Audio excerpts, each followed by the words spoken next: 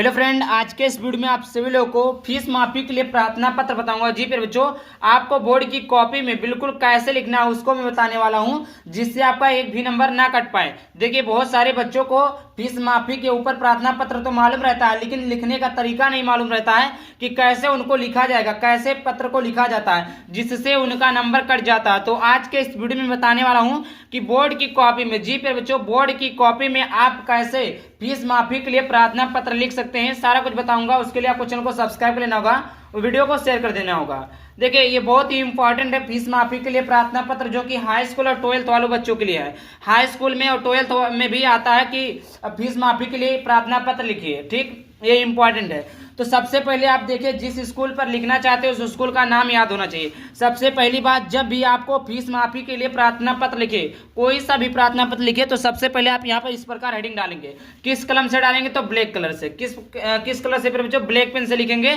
क्या लिखेंगे? फीस माफी के लिए प्रार्थना पत्र। बहुत सारे बच्चे कलर का पेन यूज करते हैं, जैसे पिंक हो गया, रेड हो गया, इस प्रकार पेन का यूज करते हैं। तो नहीं, आपको जो हेडिंग डालना है, जो हेडिंग ये डालना है, फीस माफी के लिए प्रार्थना पत्र, बिजली विभाग के लिए प्रार्थना पत्र, और उसके बाद में आपका हो गया क्या बोलते हैं, छुट्टी के लिए प्रार्थना पत्र हो गया। तो इस प्रकार आप प्रार्थना पत्र डालेंगे। जो भी आपका प्रार्थना पत्र हो गया तो वो आप ब्लैक पेन से हो गया। आई होप इतना क्लियर हो गया होगा। और उसके बाद में आपको कुछ नहीं करना। अब हाँ, बोलेंगे प्रश्नोत्तर संख्या, तो मतलब इसके यहाँ पर मतलब जो भी प्रश्नोत्तर संख्या रहेगा उसको डालने के बाद में आप ये लिखेंगे।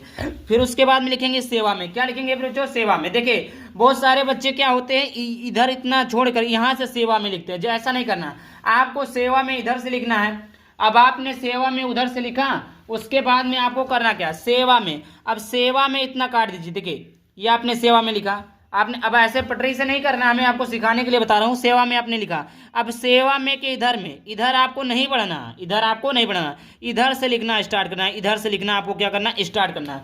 बिल्कुल आपको इधर की तरफ नहीं जाना है, आपको इधर की तरफ जाना है। ना कि सेवा में आपने लिखा ऐसे लिखते चले गए फिर यहाँ से स्टार्ट कीजिए, ऐसा नहीं किया। सेवा में लिखे हैं। अब देखिए, सेवा में लिखने के बाद में कहाँ से स्टार्ट है? देखिए, यहाँ से स्टार्ट है। श्रीमान प्रधानाचार्य महोदय, उर्मिला एजुकेशनल अकेडमी, बस्ती, उत्तर प्रदेश। आपका जो भी स्कूल, जो भी कॉलेज, जो भी संस्था है, उसका नाम लिख सकते हैं।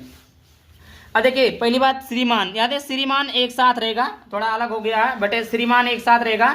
श्रीमान प्रधानाचार्य महोदय, श्रीमान प्रधानाचार्य महोदय, उर्मिला एजुकेशनल अकेडमी, बस्ती, उत्तर प्रदेश, या श्रीमान राजा इंटरनेशनल अकेडमी, श्रीमती धुरपा देवी इंटर कॉलेज, जलधारी देवी इंटर कॉलेज, मतलब जो भी आपका है, जो भी स्कूल है, जो भी कॉलेज है, उसका नाम लिख सकते हैं। बस्ती है कि सिद्धार्थ नगर है कि आपका गोंडा है, जो भी आपका जिला वो लिख देंगे। और ब्रैकेट में आप लिख देंगे उत्तर प्रदेश। क्या लिख देंगे बच्चों? उत्तर प्रदेश लिख देंगे। इतना है, होप क्लियर हो गया होगा। एक एक चीजें बता रहा हूं आपको। कोई भी दिक्कत होता है, कोई भी अभी भी इसके अलावा अगर डाउट रह जाता है तो आप लोग पूछ सकते हैं। जो भी डाउट रहेगा मैं बता दूंगा। उसके बाद में आप इसके नीचे लिखेंगे। जी देखिए, अब आप लोगों ने करते क्या है, यहाँ से विषय लिखना स्टार्ट करते नहीं। सेवा में आपने जहां लिखा था उसी के नीचे आप लिखेंगे विषय। विषय में आप ब्लैक पेन से, जी बच्चों, विषय आप ब्लैक पेन से डालेंगे। फीस माफी के लिए प्रार्थना पत्र। अब जैसे देखिए, कॉपी में जब आता है तो उसमें लॉन्ग लिखा रहता है, मैं दिखा देता हूँ आपको। जैसे यहाँ पर देखिए, ये हाई स्कूल का पेपर है। ये क्या है? हाई स्कूल का पेपर है। अब हाई स्कूल का पेपर यहाँ पर है, तो यहाँ पर देखिए एक क्वेश्चन पूछा है कि छात्रवृत्ति प्राप्त करने के लिए विद्यालय के प्रधानाचार्य को एक पत्र लिखिए। तो आप विषय में इतना बड़ा नहीं लिखेंगे, यहाँ पर ऐसा लिख देंगे कि छात्रवृत्ति प्राप्त करने के लिए प्रधानाचार्य को एक पत्र, ऐसा नहीं लिखना। आपको विषय में लिख देना है छात्रवृत्ति प्राप्त करने के लिए प्रार्थना पत्र, बस।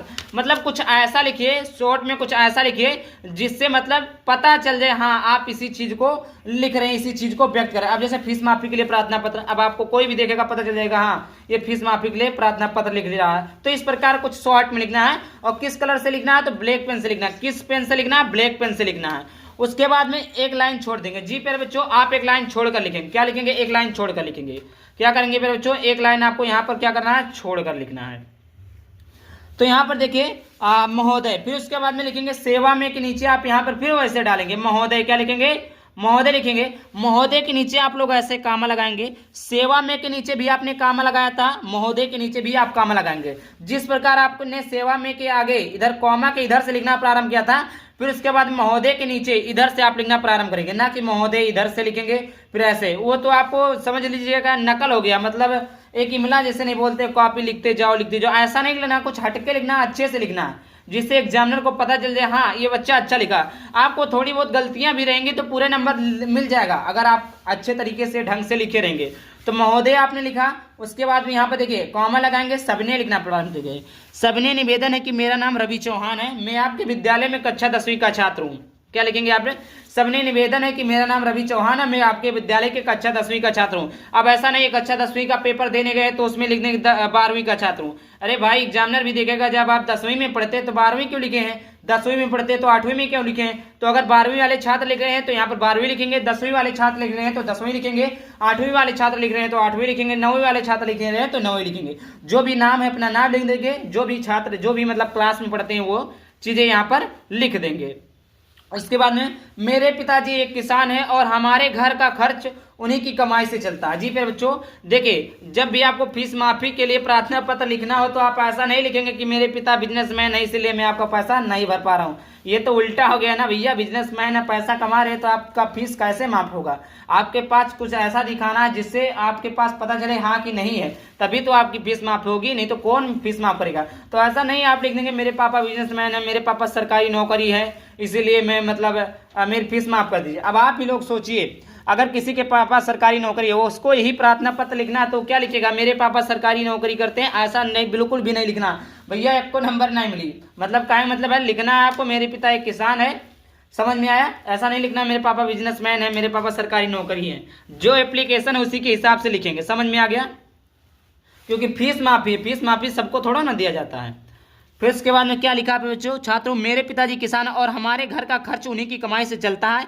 इस वर्ष फसल खराब होने के कारण हमारी आर्थिक स्थिति खराब हो गई। अब भाई किसान का एक ही सहारा होता है क्या, फसल। किसान का जो सहारा होता है वो क्या होता है, फसल होता है। किसान अपने फसल के सहारे से ही सारा काम करता है, फसल से बोता है, फसल बेचता है जिससे बच्चों की पढ़ाई करवाता है, खाता पीता है। तो जब फसल ही नुकसान होगी तो उसके पास कोई भी आर्थिक स्थिति नहीं रहेगी, उसकी आर्थिक स्थिति कमजोर है। आर्थिक स्थिति मतलब होता है, आर्थिक स्थिति डायरेक्ट पैसों से होता है, खराब होगी, जिसके कारण पिताजी मेरे विद्यालय की फीस देने में असमर्थ। मतलब जिसके कारण भाई जब पैसा नहीं रहेगा तो पिताजी स्कूल का फीस कैसे दे पाएंगे, ठीक, फीस देने में असमर्थ है। अतः मेरे परिवार को आर्थिक स्थिति को देखते हुए आपसे निवेदन है कि मेरे वर्ष की फीस माफ करने की कृपा करें, इसके लिए मैं आपका सदा आभारी रहूंगा। मतलब अतः मैं आपसे निवेदन करता हूं, या अतः मेरे परिवार में आर्थिक स्थिति खराब है, अतः मैं आपसे निवेदन करता हूं, खराब है, अतः मैं आपसे निवेदन करता हूं कि मेरे इस वर्ष की फीस माफ करने की कृपा करें। आपका बहुत मैं आभारी रहूंगा, आपका मैं बहुत आभारी रहूंगा।